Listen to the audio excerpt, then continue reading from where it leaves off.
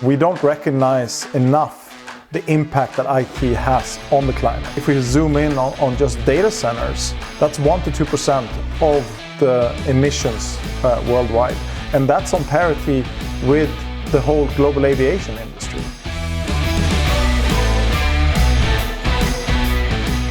We talk a lot about flight chain in Sweden, but we don't talk so much about email chain, storage chain, or streaming chain.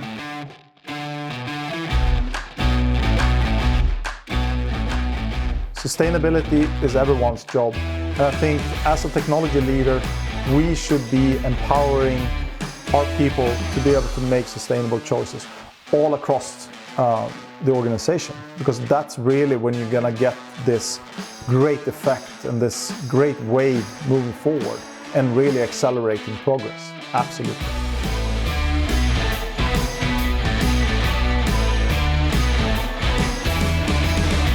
This is CIONET TV. My name is Hendrik Dekkers. I'm here today with Niklas Sundberg, who is the Chief Information Officer of ASSA ABLOY Global Solutions. A very warm welcome, Niklas. Thank you very much. Very happy to be here, Henrik. Niklas, you have a master's degree in information technology from the Regis University in Colorado, an additional degree from the Royal Institute of Technology in Stockholm. You were a professional hockey player in the US, and you worked, among others, for Sony Ericsson and Gartner, and you joined ASSA ABLOY in 2017. So you are also the author of the very important book, Sustainable IT Playbook for Technology Leaders. So a lot to talk about. Niklas, tell us a little bit more about yourself. Who are you really? What's your background? And how did you arrive where you are today? Yes. Thank you, Henrik, for that introduction. I grew up in Stockholm, in center of Stockholm. I have been working in the field for roughly 20 years now, but I've also had a long time passion for ice hockey, like you said, and that's also framed sort of a lot of the leadership capabilities and the skills that I've learned throughout my journey. When I was 17, that took me to the United States, not only to play ice hockey, but also to pursue a career in information technology, like you said. So I spent 8 years in the United States before I moved back to Sweden in 2003, 2004. And since then, I've been working in different roles within IT, as a developer, as a manager, consultant, and now CIO for ASSA ABLOY Global Solutions. Okay. So Niklas, in this interview, we're going to talk a lot about sustainability and about sustainable IT. And you have written this wonderful book, Sustainable IT Playbook for Technology Leaders. So tell me a little bit, where did the idea came from to write this book? Well, the idea came from when we were framing our own sustainable IT strategy where I work today. And that was roughly a year ago. And when we started to do our research on the market, we talked to some of the consulting houses, the big players, also some of the larger software vendors like Microsoft, Salesforce, ServiceNow, and so forth. I realized that there wasn't anything that, from a CIO perspective, that could handle sort of the whole spectrum of the challenges, but also the opportunities to tackle as a CIO.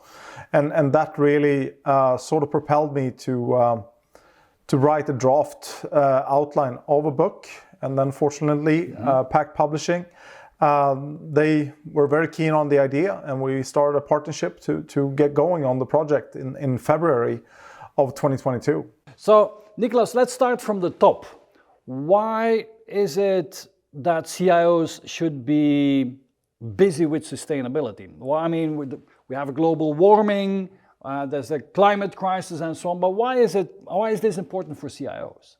Well, I think there are multiple facets to that question, obviously.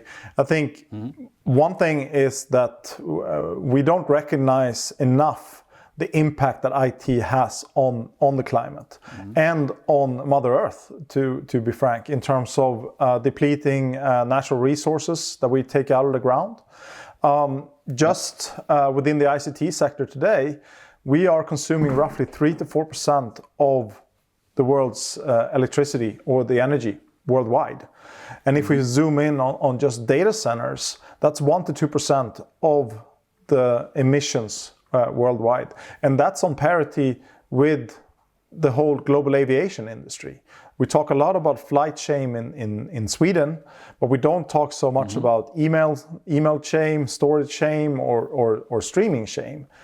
And equally, when it comes to all of the devices that we buy, tablets, computers, smartphones, and so forth, somewhere around 2025, we're going to have 60 billion devices in circulation worldwide. And this is one of the biggest waste streams, the biggest waste streams, in fact. 75 billion by 2030 is the expectation. Today, roughly, it's 57 million tons of e-waste. And that's the same weight as the Great Chinese Wall, to be honest, or in parity of 126,000 jumbo jets filled with electronic waste. So it is becoming a massive problem, and I think it's important for us as technology leaders to recognize that we have a very integral part to play in this to make and build sustainable digital infrastructure. Yeah. Now, the whole world of sustainability and sustainable IT comes with a lot of new concepts and terms. So you need to educate us here a little bit as well. And one of the things that comes back in many cases is that we talk about scope 1, 2, and 3. Yes. Can you explain for all of us very quickly what scope 1, 2, and 3 is in general, and then specifically for IT? Absolutely. So when it comes to scope 1, scope 2, and scope 3, scope 1 is your internal operation as a company, what you do and in your daily business. Your scope 2 is anything regarding energy in terms of electricity, heating, and cooling. So that's an indirect emission. But scope 1, scope 2 is sort of what happens within the four walls of your company, four walls within your enterprise. Scope 3 is everything that happens both downstream and upstream in your operation as a company. And typically, this is somewhere between 70 to 98% of your emissions. If you translate this into IT, unless you are a technology company or unless you are a data center company, you're typically going to have a very small scope 1, for example. But you're going to have a fairly large scope 2 in terms of indirect emission from electricity, energy, cooling, and so forth. But also, as we move a lot more to the cloud, to infrastructure as a service, to platform as a service, to software as a service, but also the vendors that we work with, for example, that's everything in your scope 3. So in summary, you have to account for your whole footprint within your IT landscape. And that's your scope 1, scope 2, and scope 3. Okay, that's very clear. And we're going to discuss, of course, how IT is part of the problem, but also part of the solution. Absolutely. So that's going to be, and so that's very interesting. Also, in your book, you make the distinction between IT footprint, IT handprint, and IT hardprint. Can you explain these three concepts, please? Yes, absolutely. So the footprint is everything that you do within IT, really. How you consume your data centers, your cloud, how you buy IT hardware like smartphones, tablets, computers, servers, network equipment, and so forth. That's your footprint. And that's extremely important to build sustainable digital infrastructure going forward. But also, like you said, the opportunity is to leverage technology to build sustainability by IT. And I think we have, as technology leaders, a great responsibility to ensure that we build this on sustainable digital infrastructure. But obviously, the great potential for us as technology leaders is to enable the business to build sustainability by IT. And maybe the one that's the most obvious one for everyone, at least in Europe, is the EU taxonomy and the new corporate sustainability reporting directive that's coming into effect in January 2024, where all companies, 50,000 companies across Europe, need to report on their full scope, your scope 1, your scope 2, and scope 3. So that's the most obvious one, to enable reporting, enable data and analytics to be able to provide accurate reporting, but also to set the direction of travel for companies going forward in the race to net zero. Okay, super. Now, we have been talking about green IT for a decade or longer. Again, on making sure that we use the right words in this, what's the difference between sustainable IT and green IT? I would say the sustainable IT encompasses the whole an ESG agenda. ESG stands for environment, social, and governance. So you need to encompass all of those three facets. You also mentioned Hardprint, for example. That is the social aspects regarding sustainable IT. Traditionally, we only focused on green IT and the environmental aspects around IT and so forth. But I think it's also equally important to focus on the social aspects to make sure that we democratize the world in terms of making sure that we provide fair working conditions for all people around the world. We make sure that we use responsible substances in manufacturing processes when we create IT hardware, for example, but also to make sure that all of the substances that we buy in the IT hardware is also non-toxic, so to say. So many different topics to talk about here today, Niklas. So about sustainability in IT, sustainability with IT. So let's talk first about, well, the building blocks. What are the fundamental building blocks of sustainable IT practice? Yes. So if we talk about the fundamental building blocks, I think it's also important to identify the key actors that sort of encompasses your sustainability enterprise or sustainable enterprise. So you have your sustainable enterprise, but then obviously you have vendors that you work with in terms of cloud, in terms of data center. They in turn are also responsible or relying on utility providers, providing either renewable energy, transition energy, like nuclear power, but also coal and gas and so forth. So those are the three actors. But then when it comes to the building blocks, we typically identify cloud and data centers as one building block. The second one is the applications, the data that you are using within that. The third is IT hardware in terms of your computers, your servers, your smartphones, tablets, network equipment, and so forth.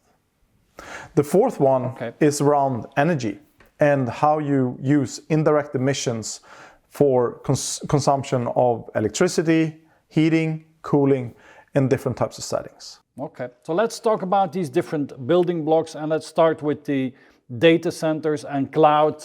And like you said, our data centers and compute power, they consume a lot of electricity, a lot of energy. And so where is it that companies need to focus on? What are the opportunities for infrastructure managers to optimize their own data centers? Well, I think the most obvious one is obviously to drive down the PUE, the power usage effectiveness, to make sure that you have as little overhead as possible in terms of the energy that you consume, in terms of heating and cooling and electricity. That's the most obvious one. And when you speak to cloud providers, for example, they tend to say that they have a PUE of 1.08 to 1.12, roughly.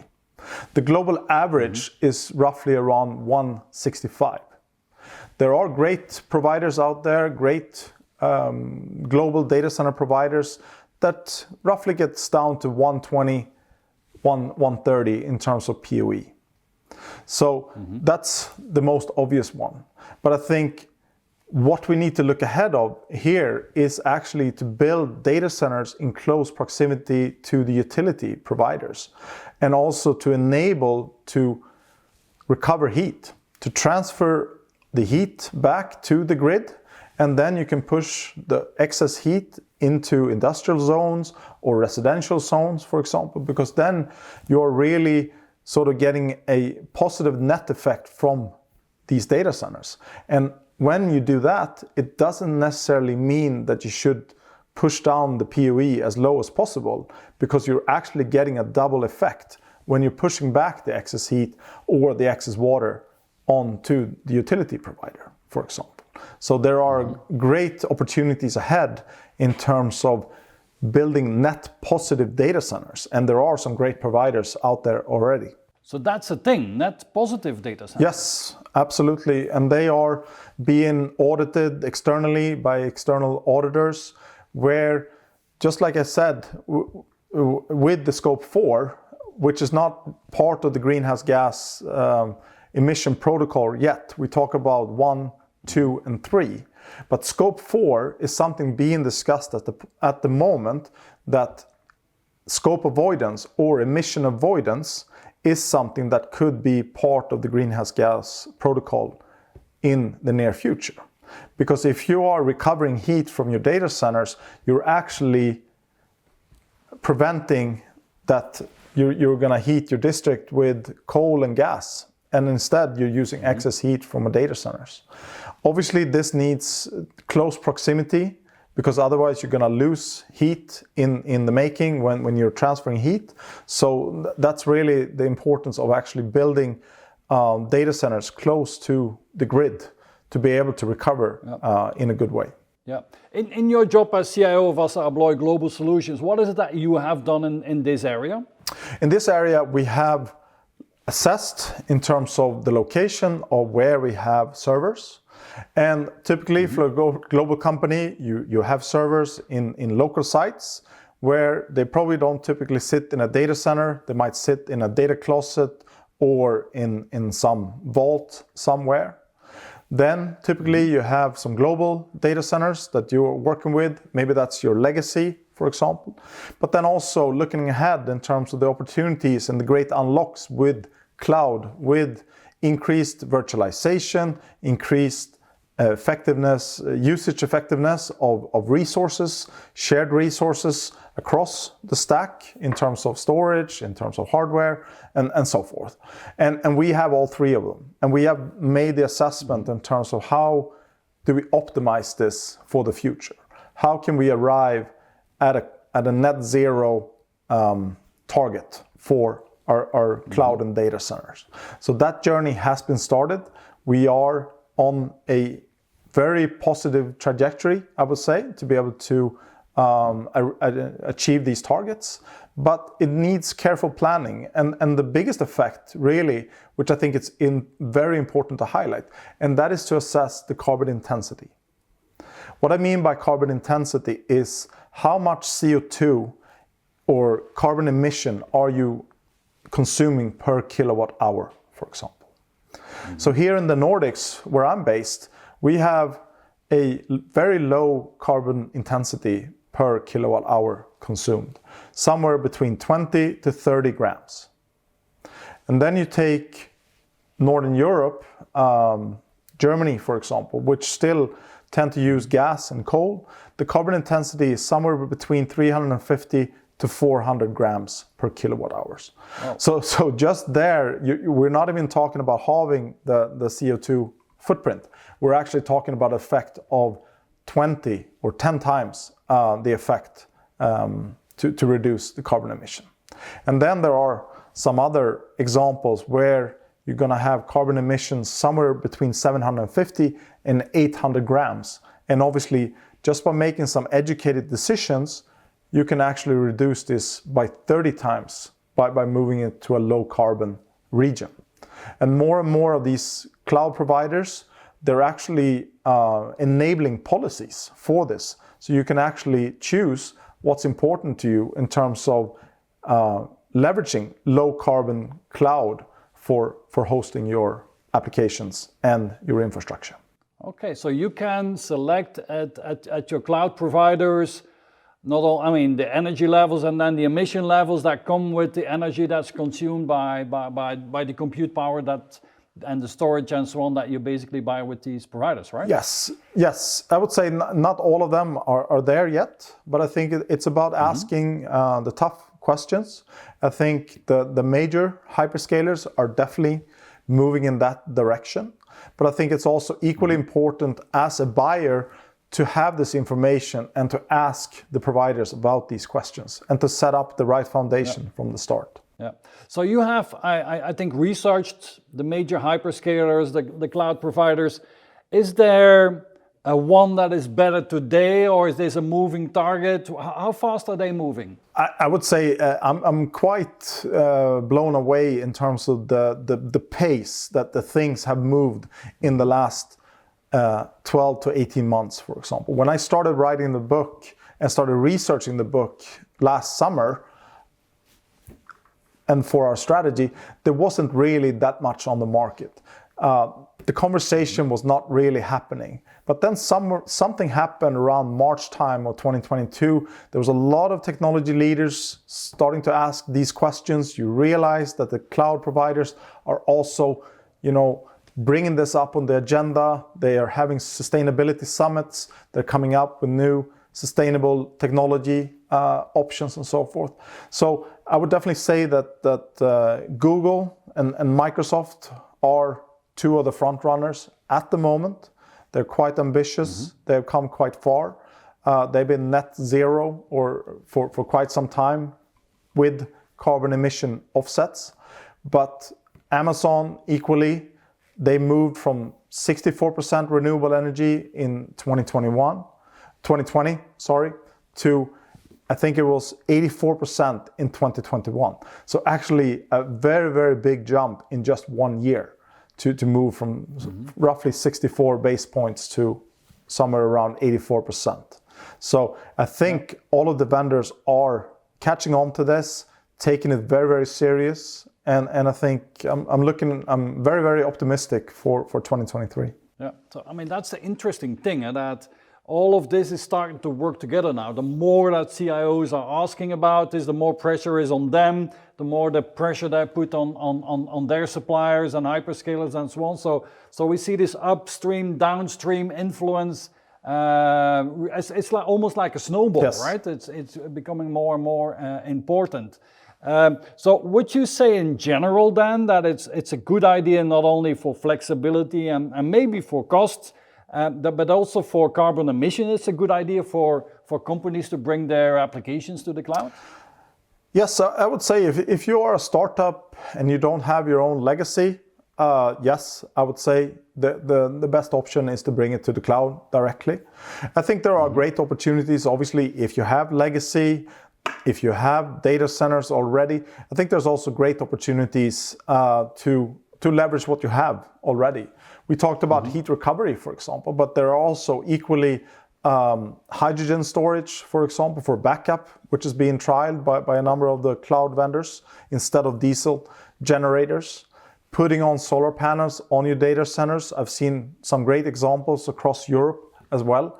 So I think it's also important to assess where you are and what's your starting point. How much capital have you invested in what buckets, for example? So the journey is going to look different depending on your starting point. Yeah, so making our data centers cleaner and more sustainable, I think, is a really, really important thing. Making sure that we select the right cloud providers that have a focus on sustainability is a really, really important thing. Let's talk a little bit more about data and applications. I mean, we're seeing at the moment an explosion of data, and I can't see the end of this because we're capturing so much more and more data every day. So what's the impact of this exploding data on the planet in the end? I think that's a very point you bring up, and it's a very concerning point as well, because the explosion of data that we see, the storage of data is just increasing dramatically. When was the last time you cleaned out your own email box, for example? Doesn't really happen unless someone actually encouraged you to do so or restrict your policy. But roughly 70% of the data that's being stored is never to be revisited again or to be reused. So I think what we are actually lacking, and maybe something that GDPR didn't take care of, was how do we actually archive this? How do we actually get rid of the data that we don't need anymore? Because I think when it comes to master data and it comes to the storage of data, a lot of data has a timeliness factor, it has a quality factor associated with it.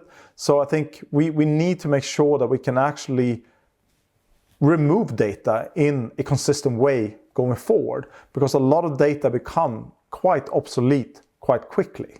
And for example, for emerging technology like autonomous cars, it's going to need thousands and 10,000s and 100,000s of imagery to be able to steer a car or a vehicle in a safe manner, for example. But how long do you need to store that data? Because in essence, it's being assessed in a millisecond of time, but then when can you actually get rid of the data?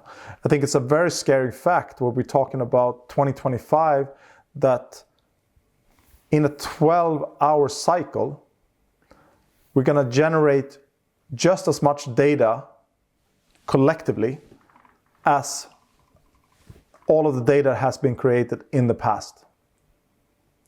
12 hours. So when you wake up in the morning, you're going to be either a lot smarter or a lot dumber, so to say. So, and I don't think that's sustainable, that we continue to create that much amount of data. I think we need to rethink this in how we manage data going forward. Yeah, but fixing that is very, very complex, right? It needs to be built in on application level, on how, I like you say, how long do we need to keep this? And then everybody will play at the safe side and try to keep, for whatever legal reasons and so on, and enough of it. So that's a very complicated one. On the application side, cloud computing is of course wonderful because you have the elasticity and so on and so on. Yeah. But at the same time, it's also very easy to just switch on another machine and another machine and just, it's so convenient that people don't look at anymore on switching on new machines and using more compute power, right? Absolutely. But I think in addition to GDPR, I think we need some additional boundaries or guardrails, so to say.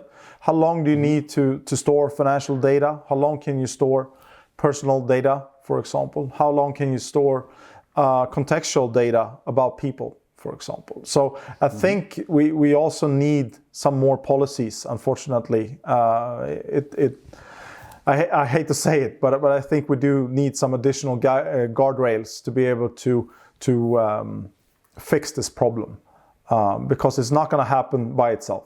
I've been storing all my emails for the last 18 years or so on Gmail. I keep all of my emails just to be sure that if at any moment I need to go back. So what you're saying is we all need to clean up our mailboxes and get rid of this legacy, this data legacy that's just lying around. Yes, absolutely. We need to clean up our digital waste, that's for sure.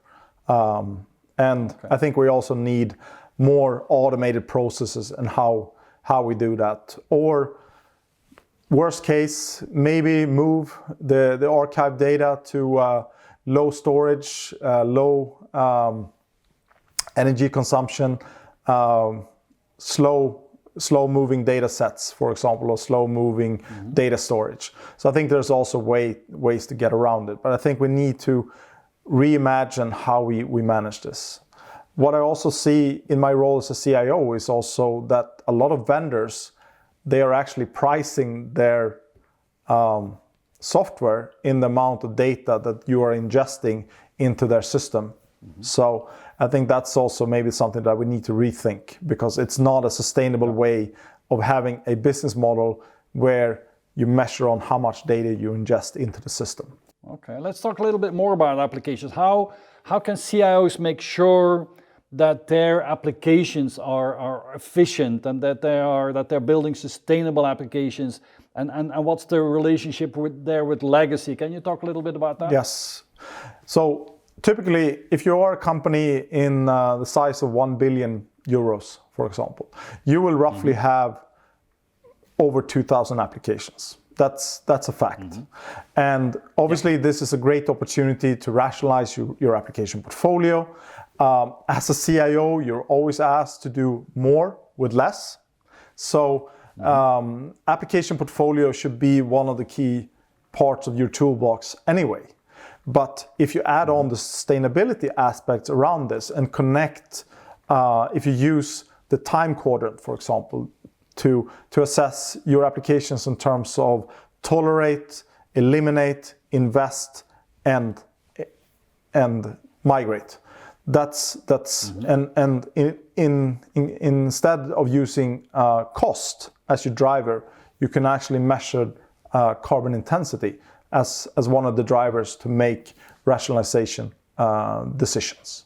So I think all CIOs needs to work with application portfolio rationalization to reduce the complexity, to reduce cost. But the good thing also is that you are going to reduce the impact and reduce your sustainability footprint. Yeah. What I learned from the Unilever ERP director, he talked about the application BMI. So what's your body mass index? How fat are you in applications? And so we need to become more lean in the number of applications that we have running. Yes. Is there also work to be done on the, let's say, the developer level?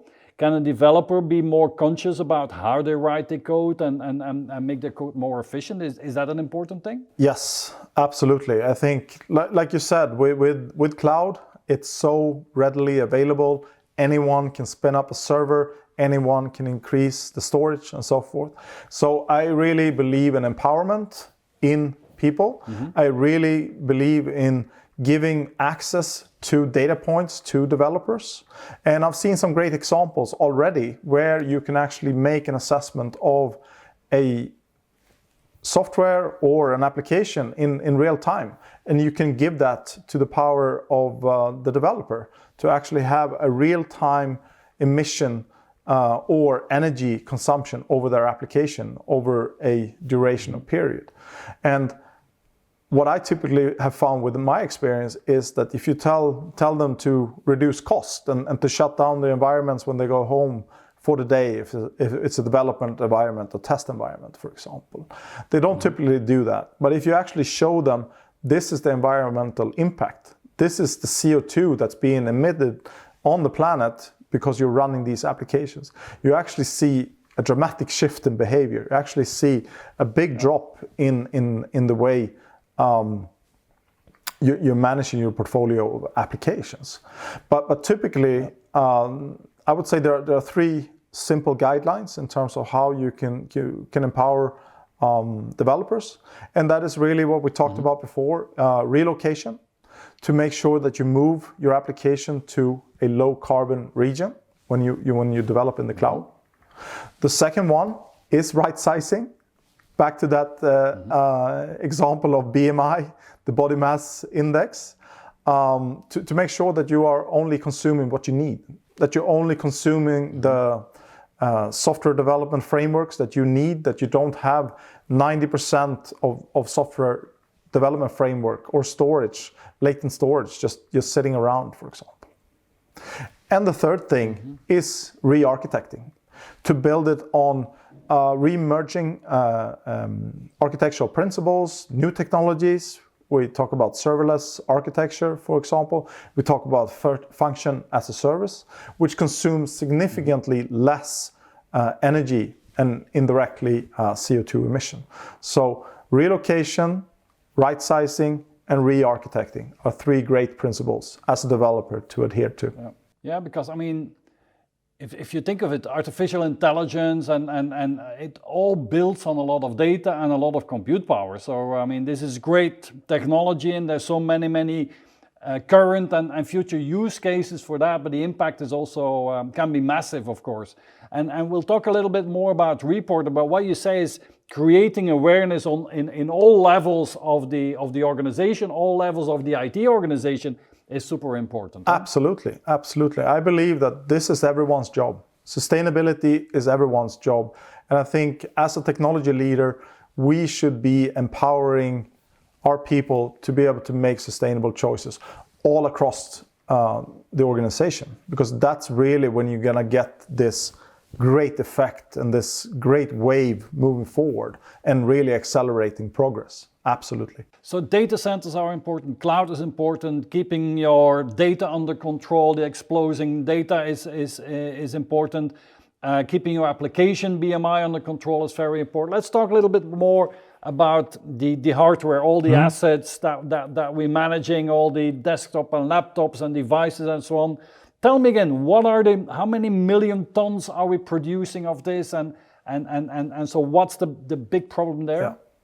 Yeah, so in 2021, it was 57 million ton of electronic waste. And the expectation is somewhere by 2030, this is gonna be between 70 to 75 million tons. So this is already the biggest waste stream in the world. And it's very, very concerning. I think when I speak to my peers, the biggest sort of aha moment is really when they realize that just a laptop, for example, is consuming 320 kilos of CO2 over a 4-year lifespan. That might sound very, very surprising, but actually 80% of that carbon emission has already happened in the manufacturing process before you actually receive the device in your hand. So then it actually becomes a question in terms of how can you consume IT hardware in a more sustainable way, in a more circular way? How can you find ways to prolong the longevity of the IT hardware, for example? Is there an opportunity to exchange the battery, upgrade the memory, and so forth? So it's about making sure that we don't have too many devices, that we have just enough devices, that we use them as long as possible, and that we reuse the materials, the components that are in there, so let's talk a little bit about the different steps. I understand you've been experimenting with reducing the number of laptops in the company? Yes, we have explored different ways to, I think in the past, by default, when we have a new employee, we would always go out on the market and buy a new device. I think during COVID, obviously with the component shortages, that also forced us to rethink our approach, to make sure that we can actually use our devices longer to prolong the longevity of this. And as long as you go out and communicate with your end users that this is why we're doing this. This is because we want to be net neutral when you receive a new computer or a refurbished phone, for example, rather than also the great benefit of saving cost, but also to be reducing a lot of CO2 emission by refurbishing or repurposing the devices. Not everyone is super thrilled, I should say, but most people accept the fact, they accept and acknowledge the fact that we need to have more responsible use of our IT hardware. It's a learning curve, I think, and it's going to be a journey. But when we did the calculation and just looking at an example of 30,000 laptops, which is a fairly similar number for most large companies, for example. And then you have a usually typically 3-year life cycle of those. Yeah. And then you assume that this company is fairly successful. You grow by roughly 10% of employees per year. So indirectly, since 80% comes from your scope 3 and in the manufacturing process, indirectly you are, together with your energy consumption, you are going to spend roughly 50,000 ton of CO2 emission over a 10-year period. And that's an enormous number. And this is for any company around the world. And this is probably one of the key things when I've spoken to my peers, when they really realize that, oh wow, this is enormous and a big impact. I can honestly say also, I don't have all the answers in terms of how we get to net zero or net neutral in terms of how we manage IT hardware. But we have started working with global reputable partners that claim that they can, if needs be, because obviously our first step should be to refurbish, to repurpose the asset. But in the worst case, if the asset is dead, it's beyond repair, then it needs to be recycled. But these vendors, they claim that they can recycle 98.5% of a laptop. What they haven't figured out yet is mercury. how do you manage mercury? Because mercury is fluid in room temperature, and it's actually still cheaper to break new mercury than to actually use recycled mercury. But I think also with the crisis in terms of component shortages, the war in Ukraine, energy prices and so forth, we also see that you can actually turn your IT asset disposition process into a cost, into a profit center, moving from a cost to a profit center, because you're actually getting a fairly good pay if you sell your IT hardware after a 3 to 4 year period to these vendors, and they can make sure that they live on for another 3 to 5 years, for example. Every year you can prolong beyond 4 years on a laptop, you're actually reducing your CO2 footprint by 25%. So by just prolonging your longevity with 2 to 3 years, you can have a fantastic impact on your CO2 reduction, for example. Yeah. Did you also analyze a little bit the different vendors of laptops and devices and so on? And is there a big difference? I mean, and can CIOs play a big role in there, putting pressure on their vendors there as well? I think when it comes to laptops, absolutely there are differences among the vendors. I think it's very important to research LCA,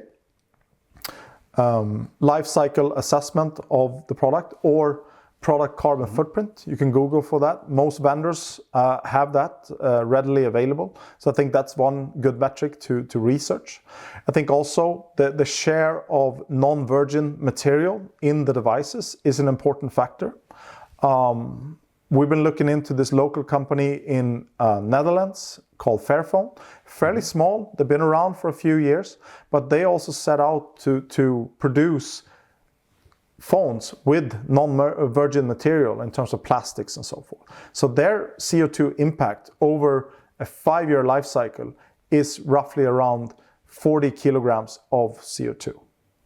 Similarly to Apple and an iPhone 13 and 14, they are roughly around 70 kilos over a 3-year life cycle. So Fairphone, not only have they built a phone that's very modular, you can replace the battery, you can replace the camera, the screen, the back cover and everything. So I think to put pressure on the vendors for right to repair is very, very important. And I think here, coming back to policy and EU legislation, I think this is also a very, very important area where we need more harsher requirements or more stricter requirements on the vendors for right to repair, and also to provide components so we can repair. Yep. I also think what we see is that the circular economy, and I mean the businesses that are starting to make a profit out of this, is really exploding at the moment as well, no? Absolutely, absolutely. And I think this is a fantastic opportunity, because we talk about the circular economy, you can read about it everywhere,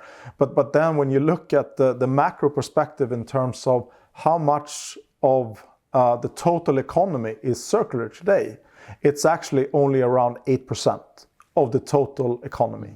So that means that 92% of our world economy is still linear. So yes, there's a great explosion of companies, enterprises exploring this, turning a profit, being very successful. But I think also the opportunity is still out there for grabs, because there's still 92% opportunity to become moving from a linear to a circular business model. Okay, let's talk a bit about the impact of the different crises that we have been going through right now. What would you say has been the impact of the COVID crisis? I mean, all of a sudden, everybody needed to buy 10,000s of new laptops. All of a sudden, we all went on Teams and Zoom and so on, and remote working. So has this COVID, had a good impact or a bad impact on overall sustainable IT? Well, I think we saw a quick drop in CO2 emissions in the world, primarily due to the transportation sector, I would say. Obviously, like you rightfully said, most companies has probably had to buy a lot more IT equipment over the last 2 to 3 years. So that has definitely had a negative impact per se. But then also I think it's important to assess what do we do with this going forward, because I think it's also equally important to assess sustainability by IT. If we reduce commute, for example, by 2 to 3 days per week for employees, that's going to have a positive impact as well. So I think it's important to also assess, what are the great enablers that technology is enabling in terms of sustainability by IT, in terms of hybrid work, in terms of reduce commute, less business travel. I think within our company, we see that we have reduced our business travel by 50% by far since pre-COVID terms. So I think it's a complex value chain to assess.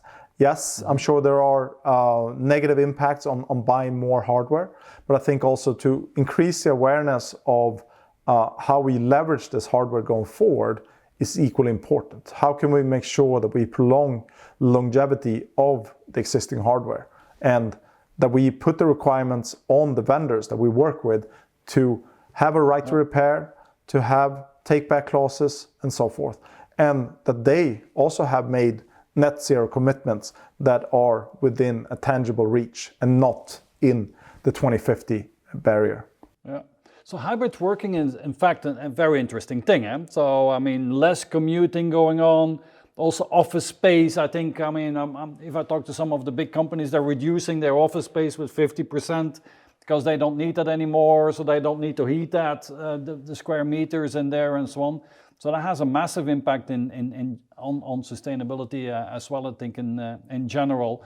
Let's talk a little bit more about the buying power. I mean, our CIOs, in CIONET, we have a community of more than 10,000 CIOs, so they have a huge and enormous buying power out there. What is the best thing, according to you, that CIOs can do with this buying power? Where do they need to put their focus today? Well, I think, like we talked about earlier in the interview, it's to assess, where are the biggest impact areas that you can play a role. Mm-hmm. But I think, like you said, we have a massive buying power collectively to start asking the right questions. And I think, like I said, something happened in March of this year where it's just sort of started snowballing, where a lot of technology leaders starting to ask these vendors a lot of these questions. And suddenly the conversation shifted quite dramatically. Obviously you have some leaders that has already anticipated this, and you're also going to have some laggards in the vendor ecosystem that has not sort of seen this dramatic shift. But I think going into 2023, you're going to see a whole different conversation with your vendors. I think also the Corporate Sustainability Reporting Directive in Europe is going to play a massive effect, because it means that all of the vendors that you are working with is going to have to disclose their scope 3 so that you can report on your collective scope of scope 1, scope 2 and scope 3. Yep. So over the last couple of months, I've been interviewing top CIOs from Shell, from DHL, from Unilever and so on, all big corporates. I have the feeling that many of these corporates are now taking sustainability very, very serious, and that the time of greenwashing is over for many of the organizations. Yeah. Can you confirm that? I mean, you speak to a lot of people on this topic as well. Yeah, I think that I'm sure there are going to be greenwashing cases surfacing. Hopefully we're going to see less and less of them going forward. But I think what I really like about the topic of sustainability, and when I speak to my peers, is this is really a topic to collaborate around, because nobody has all of the answers. So I think the most important is to be brutally honest in terms of where you are. What is your ambitions? What is your plan? What is your direction of travel in terms of getting to net zero? Because most large companies are setting these pledges at the moment. And I think in the next 1 to 2 years, we're going to see, the early progress in terms of how you're meeting these commitments. So yes, I'm sure there are going to be some poor examples, some greenwashing going on, but these companies, unfortunately, they're probably going to be derailed to the dinosaur cemetery, unfortunately. Good. So Niklas, let's talk about sustainability by IT. How can IT help our organizations to become more sustainable? And I think one of the most important roles that we have there is emission and energy reporting. So tell me a little bit, what's happening there? What do we need to do? What can we do in that area? Yes. So we talked earlier about the EU taxonomy and the EU Green Deal. What came into law just recently is the Corporate Sustainability Reporting Directive, which means that by 2024, and also you need to report on your 2023 numbers, is that you need to disclose your full emission report for Scope 1, Scope 2, and Scope 3. There are also some other social reporting that you need to do in terms of anti-bribery, antitrust, and so forth. But I think the biggest challenge for a company is to be able to do a complete and accurate reporting of the complete scope. Similarly, in US, we have the SEC, the Securities and Exchange Commission, has proposed in March of 2022 that there's going to be a carbon disclosure rule. It has not yet been decided, but the projections is that it is going to be decided somewhere in the near future. We're talking weeks.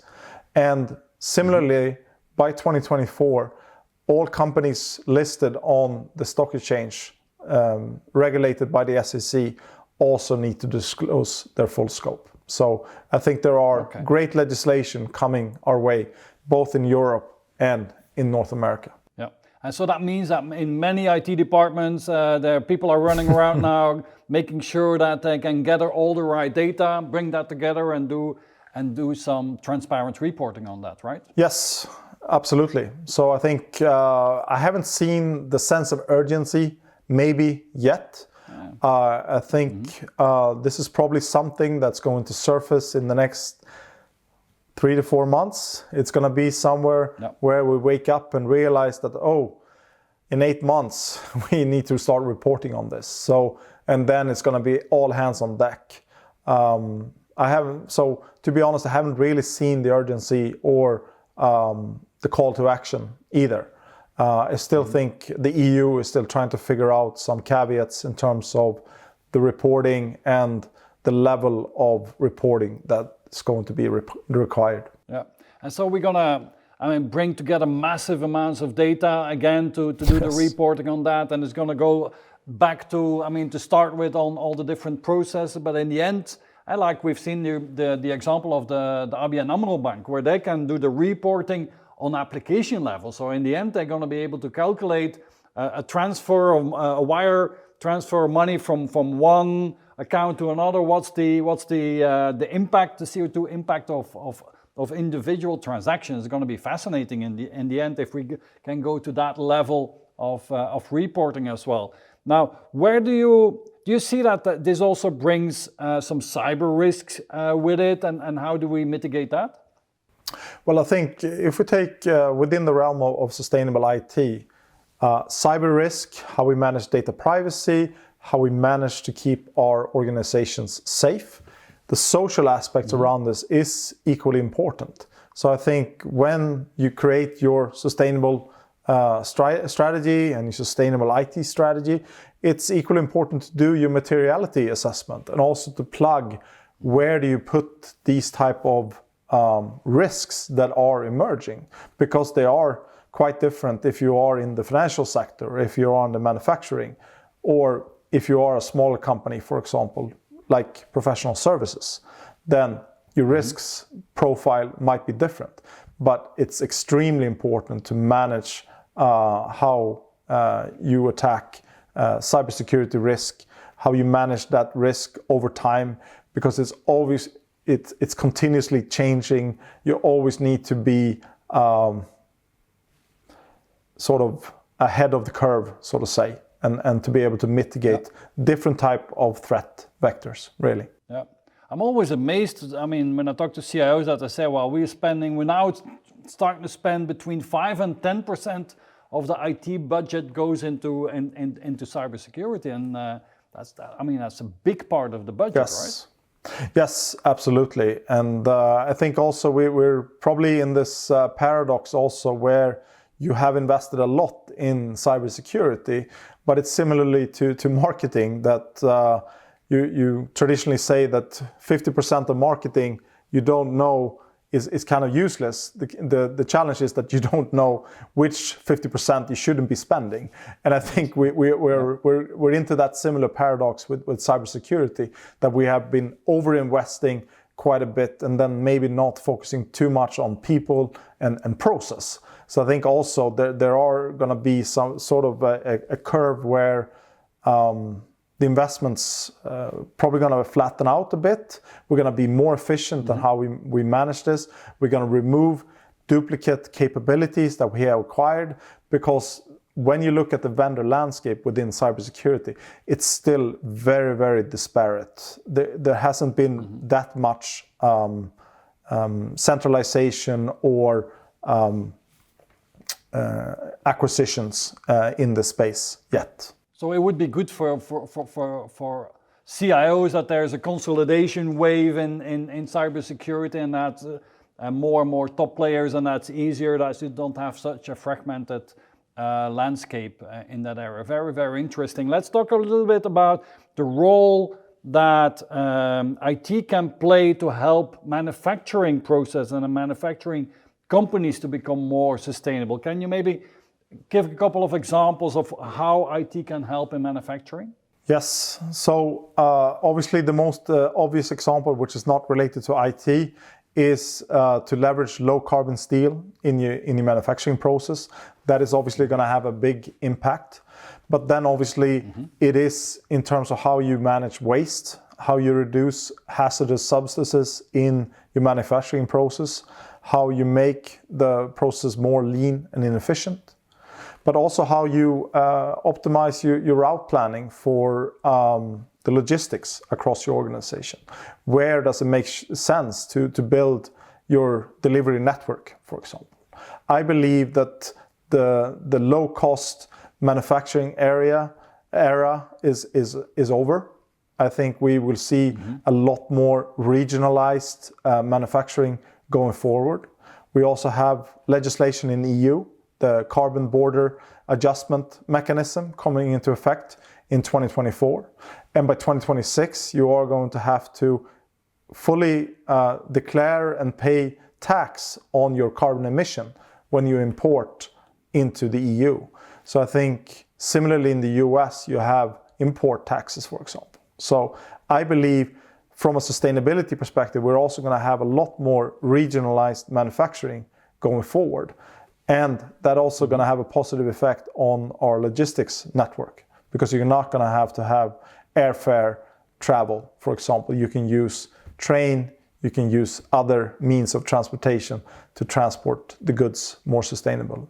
Yeah, I think, and that's where we did our conference with Marcus Vos from DHL. Yes. That's where IT can play a big role, I think, in just making sure that how the transport is organized has become as efficient as possible, and many percentages of efficiency can be gained in that area as well, no?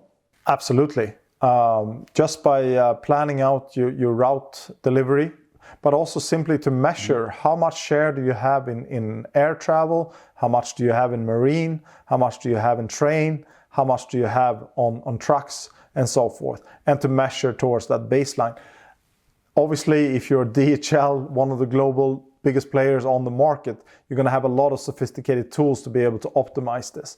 But for a manufacturing company like us, for example, I think it's important to measure the different types of means of transportation and how we can optimize that. Yeah. So measuring, reporting is very crucial, on, like we said, in IT, but also in the company in general, so that managers on all level and workers and everybody becomes aware of their impact, of their process, of their decisions that they make on a daily basis. Yes. What's the role that IT can play in energy management? What's the role that IT can play in making our buildings more efficient? Can you maybe give a couple of examples there? Yes, especially within energy management and obviously within manufacturing, energy is a big source and a way to optimize that as well. But then similarly to office buildings, in order to regulate the temperature, regulate the cooling, the heating, recycling air within buildings, building buildings that are LED, LED buildings, for example, gold standard, diamond standards is important. There are great building management systems already on the market to measure these different types of gauges. Similarly, hotel market is a typically, as a guest, you don't think about the heating and the cooling in your room. You want to have it tailored to your own needs. But for hotels, it's a very big cost to manage all of this heating, because you, as an end consumer, you're not really that concerned about it. But for hotel, they really need to focus on optimizing this across a lot of different vectors. Okay. So Niklas, sustainability with IT is very important. We discussed that. Sustainability in IT is very important. We discussed that as well. Where is it that CIOs can start today to accelerate or to get started if they have not started yet with sustainability IT? So how can they start, or how can they accelerate sustainable IT? There are two examples that I would recommend. One is to assess your maturity within your enterprise, to assess in terms of where are you on this scale 1 to 5, for example. And then also to align that to the overall enterprise. How does this align to your overall enterprise goals in terms of sustainability strategy? So talking about that maturity model, that's what you have described in your book, right? Yes. On page 300, there you have the 5-level maturity model for sustainable IT. Yeah. But there's a second aspect as well, right? Yes, the second aspect is to establish a baseline, to really understand your starting point. So the areas that we talked about before, assess how much expenditures do you have within cloud and data center, how much do you spend on IT hardware, how much do you spend on energy, your applications, your data sets, and so forth. So to really establish a baseline that is your starting point for how you can get to your net zero target, or to half it at least in the next 7 to 8 years is a good starting point. But to understand what are your key action areas where it makes sense for you to start, I think it's extremely important. And here it's going to be different. Depending if you are in manufacturing, financial services, professional services, media and telecom, and so forth. So understand your baseline, and then to design your direction of travel is very important. Let's talk a little bit more about you, Niklas, and about your role. You're today the CIO of ASSA ABLOY Global Solutions. So what is fundamentally the role that you play as a CIO today, and where do you spend most of your time? Well, I think I have a fantastic job today. We are on a great journey to reframe the whole access control space, where we're moving from a physical identity to a digital identity. A digital identity can unlock anything, really. It could be a passport, it could be a driver's license, it could be a digital key to a hotel, for example. But it can also be a soccer ticket, for example, a digital identity to give you access to FIFA World Cup, for example. But if you're traveling by commuting by bus or metro, for example, equally, when you blip your credit card and it lets you through, that's also a temporary digital identity that gives you access to the public transportation for 90 minutes. In terms of how we translate that into key priority areas for myself and for my team, it is really to build a very solid backbone in terms of operational efficiency worldwide. in terms of how we manage finance, supply chain, manufacturing, order management, and so forth. The second aspect around this is how do we meet our customers? How do we create a compelling customer experience? How do we build a very good ecosystem where we meet our customers in field service, in e-commerce, in digital marketing, and so forth? So these are sort of the key building blocks: finance and operations and customer experience.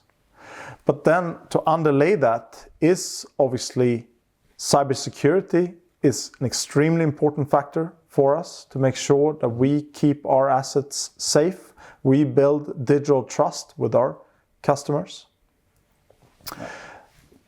Managing the transition to modern infrastructure is equally important. And everything we do, we try to embed sustainability in IT. We try not to talk about sustainability as an afterthought that you did with security 15 years ago, where security tended to be an afterthought. We talk about security by design. We talk about sustainability by design. When you have reached that level, it becomes more ingrained. It becomes more within your DNA. So, Okay, so sustainability by design, and so your role is really to help the organization make that transition and to create the platforms, the security, and the sustainability for that. Let's talk a little bit about you and your team.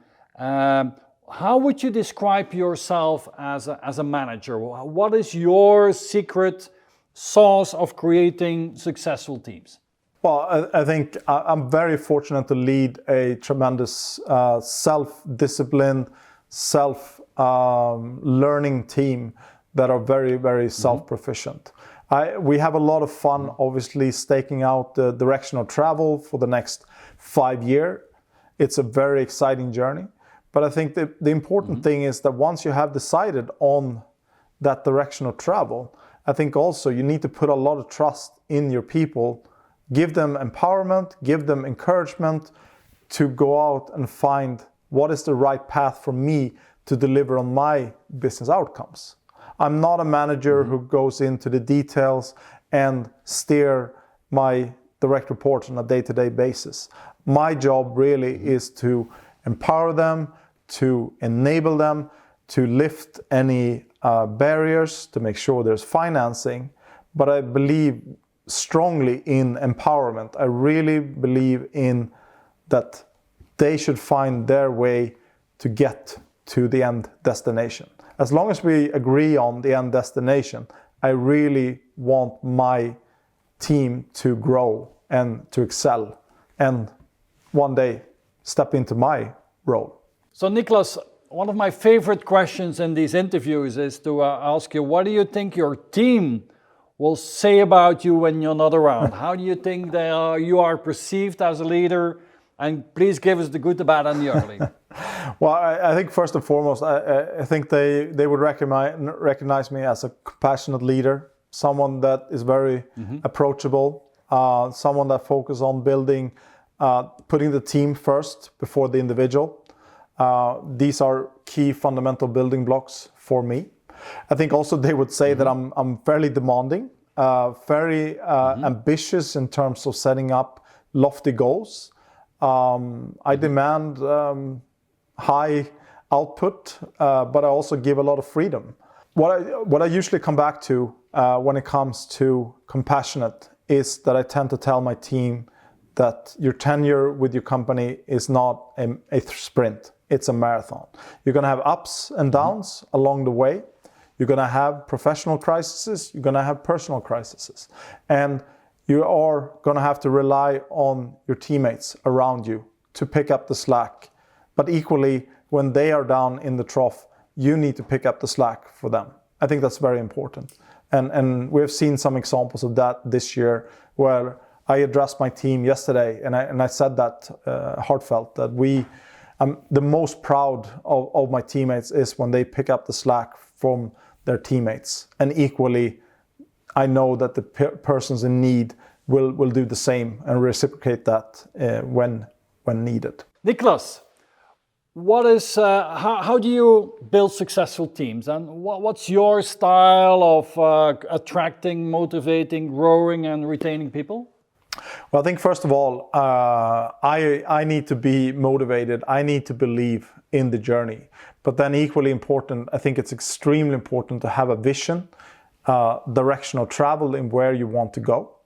But then to find the right people on that journey who wants to share the same passion and also give them the great responsibility to be a key building block in that journey.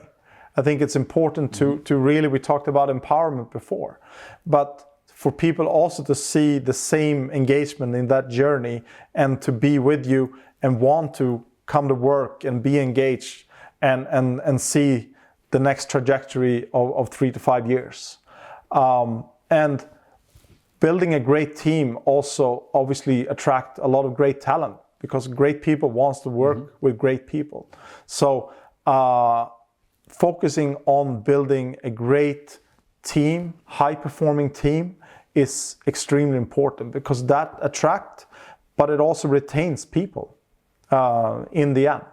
But then also to make sure that you are very attentive to each individual's journey in terms of where do they want to go. How can you as a leader enable them? How can you, after 2 to 3 years, find their next position and their next challenge or leadership opportunity, for example.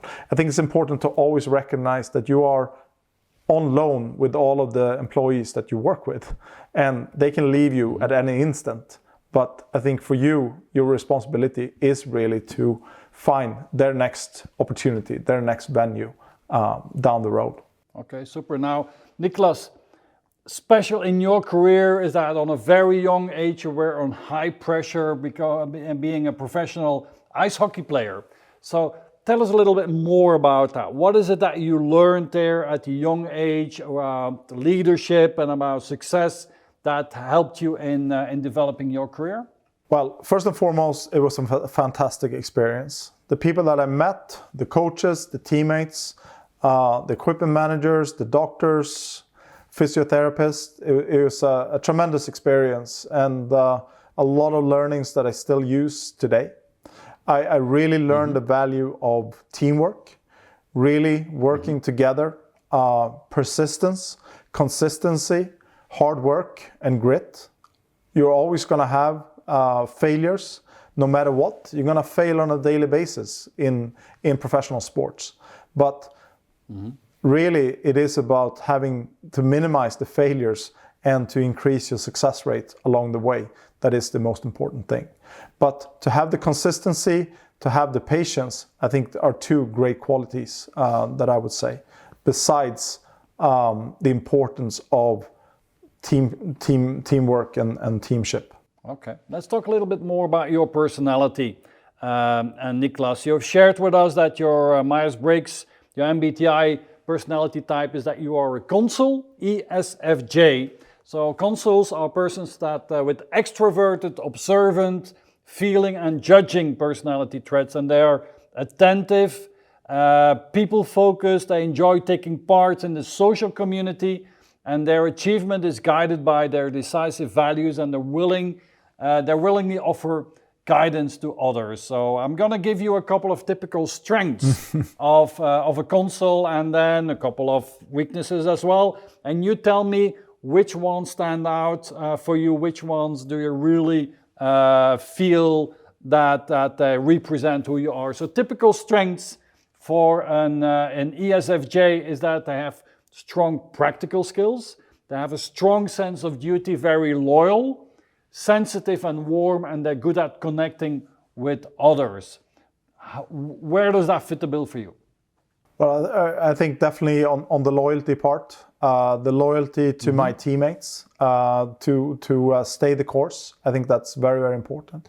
But I also think the reason why I can have a leadership in terms of empowerment is also that I'm a fairly practical guy. I understand sort of the wide spectrum of the CIO agenda, and I don't necessarily need to be into the details, but I can empower my team to do the right things and to arrive at the right business outcomes. Okay, let's talk about the flip side, the dark side, your typical development areas of people with your personality type. So consuls, they can be worried about the social status, they can be sometimes inflexible, they can sometimes be reluctant to innovate or to improvise, vulnerable to criticism, and sometimes too selfless.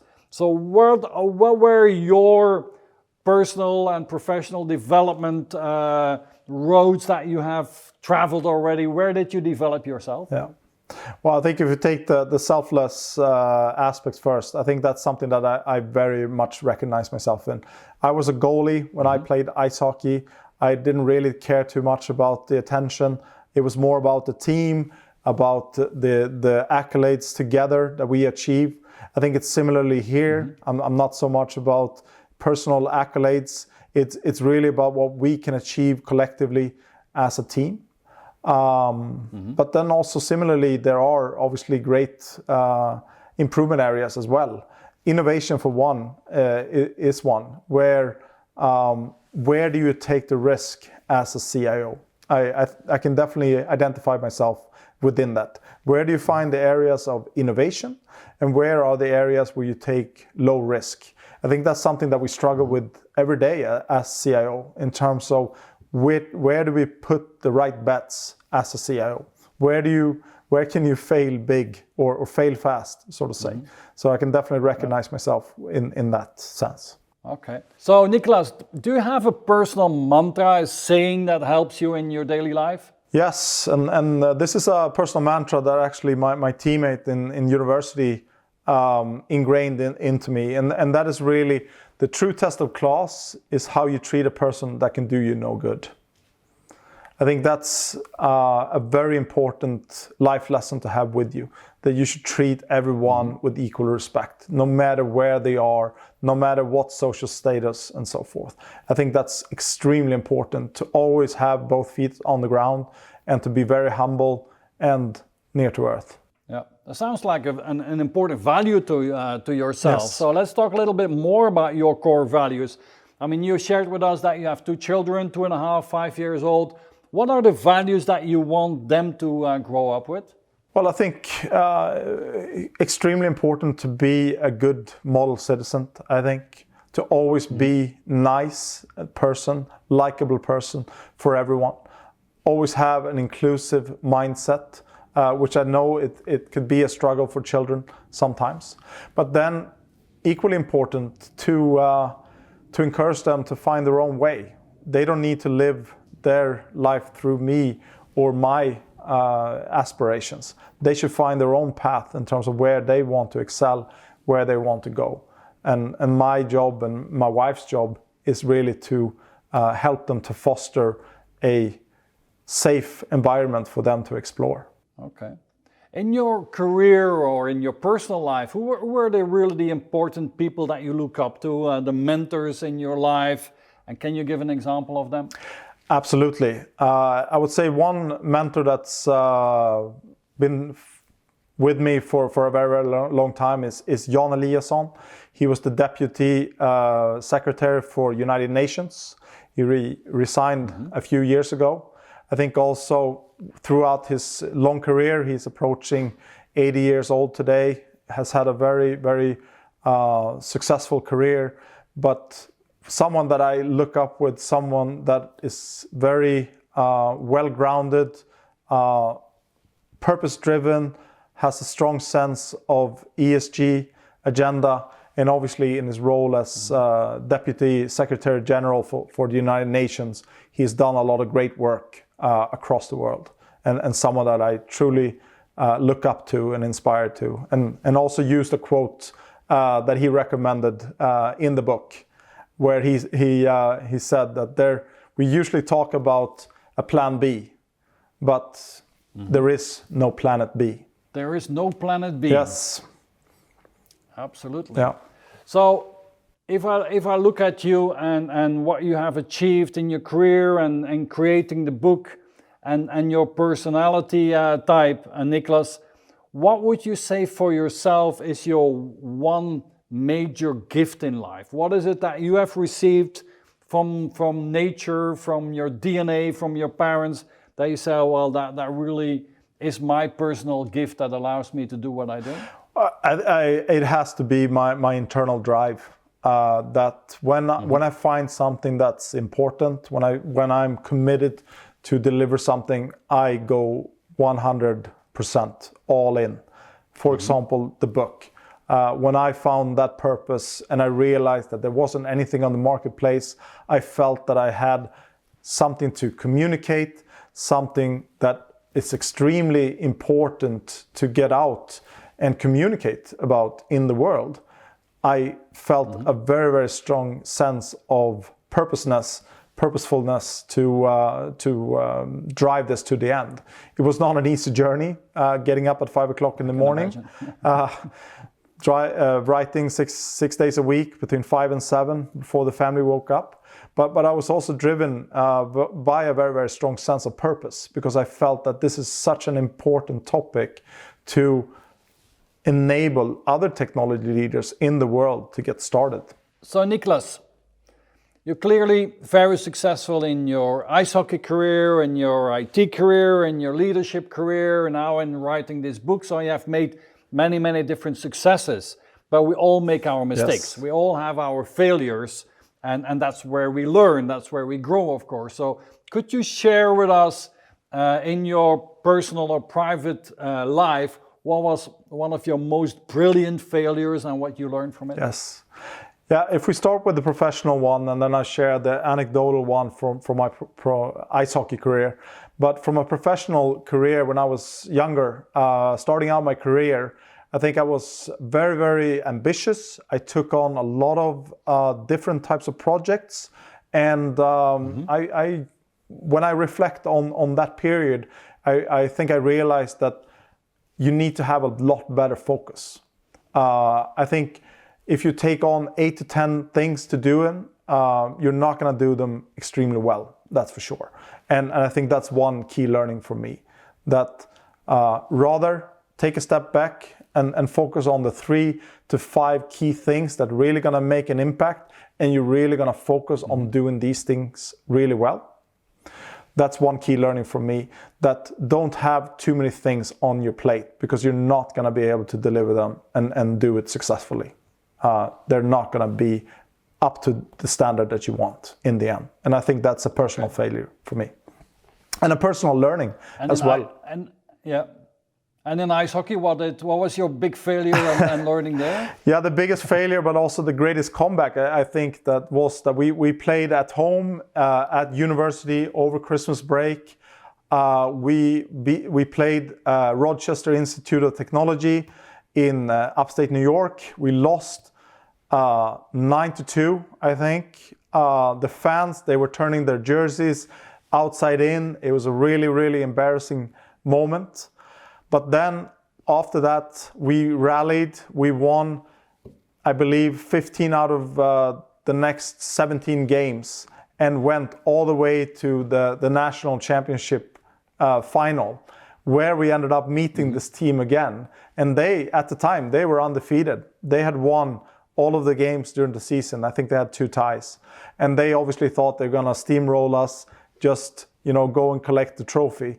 But we had a different plan, and we ended up coming out of the gate, beating them 6-2, winning the national championship. And I think that was probably the greatest comeback, great success story, where we together as a team recharged, rebalanced ourselves, and just came back as a great underdog and won the national championship. Okay, super. So what's the best thing apart from this win, what's the best thing that has ever happened to you in your life? I think the best thing is obviously my children and my family. To spend time with them, to see them grow, it gives you a fantastic perspective in life. I think it gives you a strong sense of purpose in your personal sense. Obviously, there are fantastic professional achievements as well that I would rank quite highly, but definitely to have children, to start a family is the most rewarding thing in the world. Okay. And would you care to share maybe what maybe one of the worst things that ever happened to you in your life, and how did you overcome that? What did you learn from that? I think I had a fairly early time, and actually a life-defining moment for me as well, which really made me change the course of my life. And that was when my grandfather passed away when I was 15 years old. And that was sort of one of my biggest life crises, where I started questioning what's the purpose with life? Why do you need an education? Why should I pursue an ice hockey career as well? But then also I found the strength in that to recharge, to find a different venue for me. That's when I decided to go to the United States to play ice hockey, and also to pursue a academic career. And in the end, looking at that move, yes, it was really, really tough at the moment. You grew up fairly quickly realizing this, but then also it was a very life-deciding moment for me that really changed the course of my life. Okay, super. Niklas, we're coming to the end of the interview, and thank you so much for your time and sharing all your experience, your wisdom, your insights, and thank you again for writing this very important book. So these videos are watched by top CIOs around the globe, but also by young professionals that want to follow in your footsteps and want to become a top digital leaders. What is the advice that you would give to these young future leaders? Mm-hmm. Well, I think first of all, we talked about the brilliant failure, for example, in the professional career. And if I relate back to my early career, was that I probably did and tried to do too much at the same time. I was a bit too ambitious to try to overextend myself and have too wide focus in terms of. I would recommend to set your heart in terms of where you want to go, and then you find the 3 to 5 key focus areas, and you really, really do them well. We talk about the 10,000 hours that you need to really create a craft and to really master something. I think it's really important to focus in on 3 to 5 things and do them really, really well. And then also, it's not going to happen overnight. The success is not going to come overnight. And another great leader that I worked with in the past said that if you know where you're going, if you have a great direction of travel and in your mind, that train is going to arrive at the station. And then when it does, you are going to be ready to step on that train. But you also need to make sure that you are prepared when the train arrives at the station, that you can step on. But the challenge is you're not going to know exactly when the train is going to arrive at the station. So you need to be prepared and have your own direction of travel and own your own self-leadership journey. Okay, super. Niklas, thank you so much for your time. It was a pleasure. I look forward to meeting you somewhere in the near future, face to face. And I invite you to have a good Belgian beer together at that moment. So thank you so much. Thank you for this brilliant interview. Thank you. Thank you very much, Henrik. It was a great chat, and I really enjoyed it. And thank you for having me.